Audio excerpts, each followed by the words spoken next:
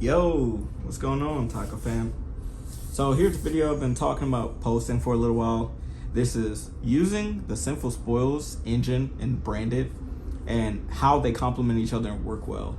So first off, this engine adds consistency, which this deck does lack a lot of the time. Sometimes you can't draw weird. And most of y'all are familiar with using Wanted and get into the original Snake Eye, which summons the level 1 fires like Rescue Ace does and stuff like that. But in this deck, we use it for disruption. So this is pretty much a Raigeki because you target level 7 or higher spellcaster, which are these two. These are your main two targets. And it makes that monster unaffected by monster effects the rest of the turn. And then subsequently afterward, what it does is it lowers all monsters your opponent controls by the attack of the monster you target. So in this case, both of the targets would be 2,500. So it lowers all of their monsters by 25. And if any of them hit 0, they all get nuked. So this is a potential Raigeki during their turn. So even if your Branded Fusion plays get stopped, you at least could potentially have a Raigeki. And I'll show you how we use them. So you can open either of these cards and then like any of your normal plays. So we're gonna say a Luber. So say we go effective a Luber. They may or may not stop it. If they don't, you just grab Branded Fusion if you need it. Your next play, depending on what you have, could be Branded Fusion. Say they Ash, you're like, cool, whatever, it happens. So then you could either activate Wanted Poster to search the Witch. We'll just say that we did. We're gonna search the Witch. And now with the Witch, we could send a monster from our hand, well, send a card from our hand or field to the grave. So in this case, so we don't use cards in our hand. We pretty much just send the Aluber summon. It doesn't activate to do that, it just does it. Kind of like a BLS summon.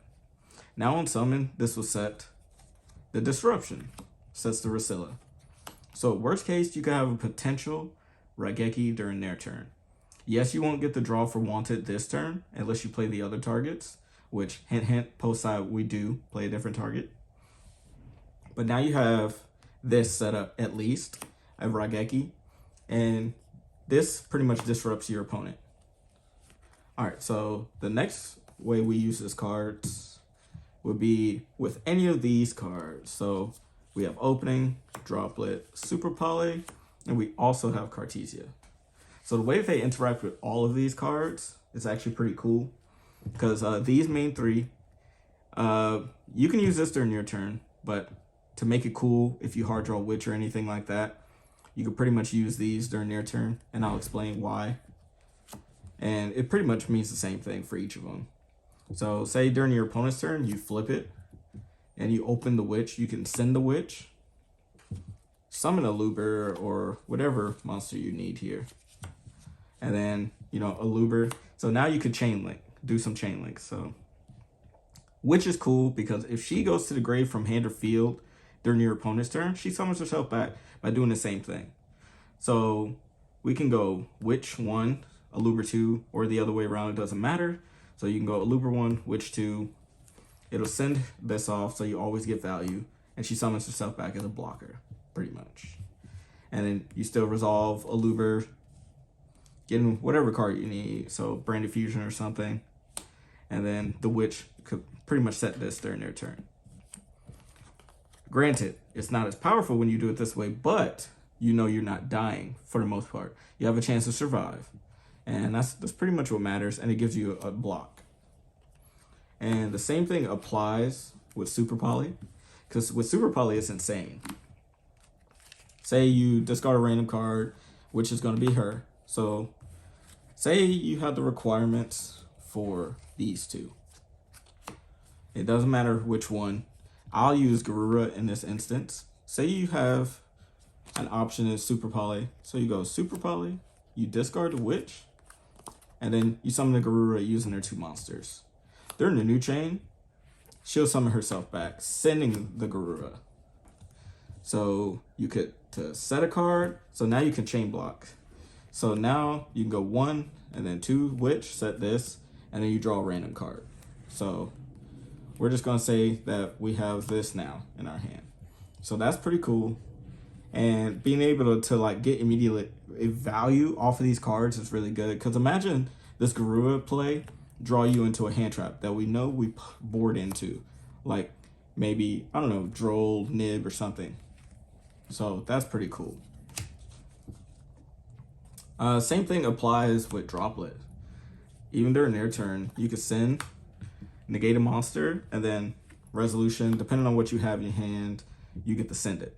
So with the Droplet, unfortunately, you have to have another card in your hand in order to summon the witch back during their turn. But worst case, you could still have a monster and negate it, summon her, and probably like attack mode or something. And it's going to be hard for your opponent to kill her, more than likely. And one of my favorite plays is with Cartesia. So if you have Cartesia set up, you can use Cartesia's effect to fuse these both from your hand, or hand or field. And then you summon Dust Dragon. I'll just put it right here. Summon Dust Dragon. So now you can do some chain blocking. You can either do 1-2 or 1-2. Doesn't matter.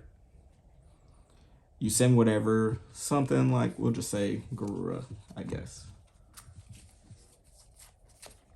So Garura, and then we're going to send this. And now you could do the chain block, same thing. So you go 1 Garura, 2 Witch. Going to set this. And you get a random draw. Pretty cool. The last and other cool play that I like doing is, say I don't have the engine live. What you can do, say you have like your normal setup, I'll just put a random fusion monster or something.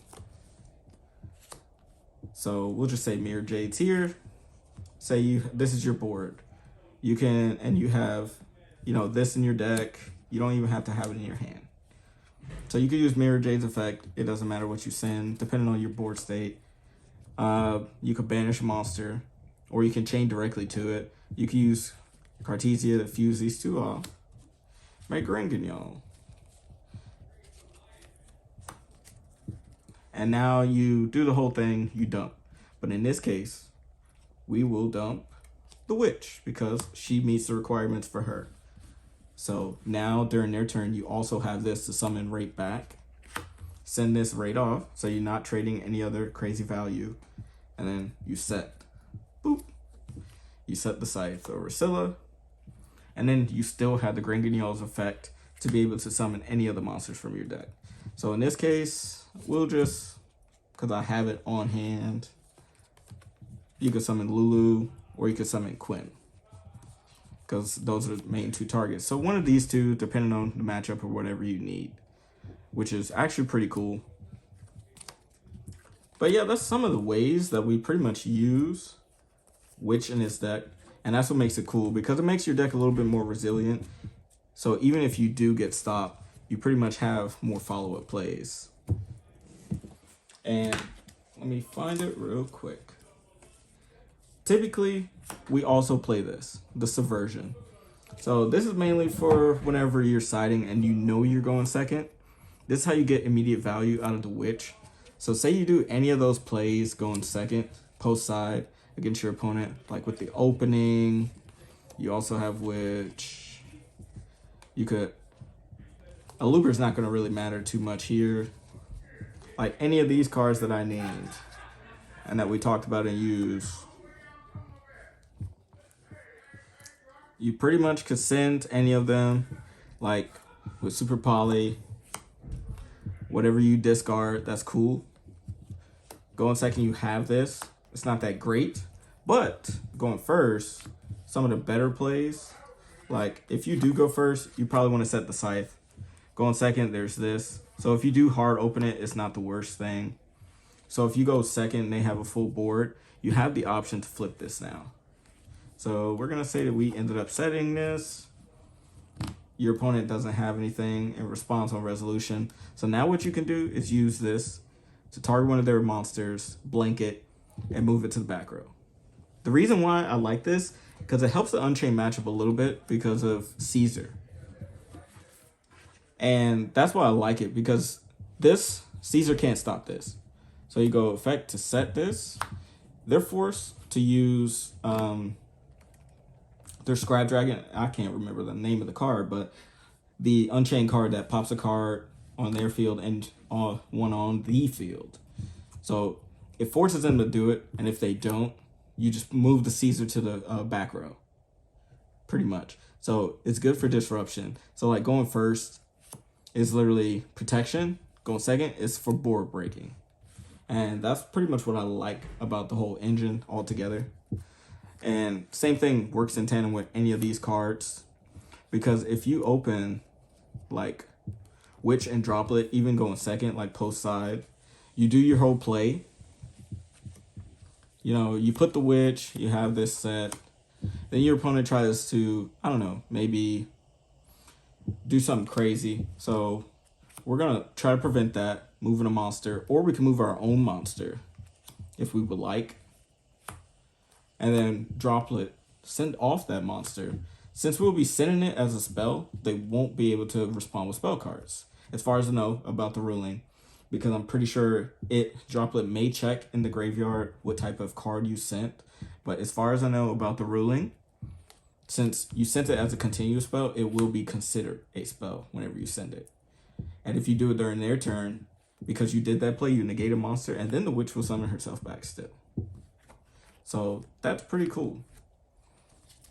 I know this is kind of rambled and stuff, and there was a little bit of noise. I apologize for that. But it's exciting to use these kind of cards in this deck to kind of like add consistency. Like it's really not bad, like at all. And like it makes Albaz even crazier whenever you're going second, you know, because she pretty much gives you free discards, and she can revive herself back, you know, whenever it's during their turn. Because if Quim summons back like something like Albaz from the graveyard and you discard the Witch, you get a fusion summon and you also get another body. So you get 2 bodies out of it. And that's pretty much what I like about it, the whole engine altogether. Same thing applies with the Bestials. It's really good with Saronir because you interrupt them as a DD Crow if you want, even, you know, proactively during your turn. And you can send this off with the Witch. And then you'll be able to chain block so that you'll also be able to get a send of a Brand Dispel or Trap. So it's pretty cool. So let me know what you guys think about this. Hopefully this was interesting and not too rushed. If you have any questions, you know, leave it in the comments. You know, continue to like, comment, and subscribe. And I really appreciate y'all. Peace.